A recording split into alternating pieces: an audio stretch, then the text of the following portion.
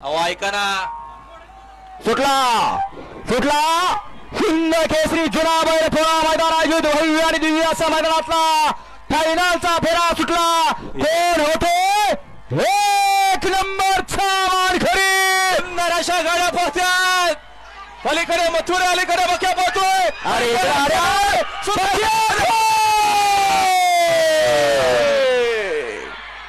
गाठा खीर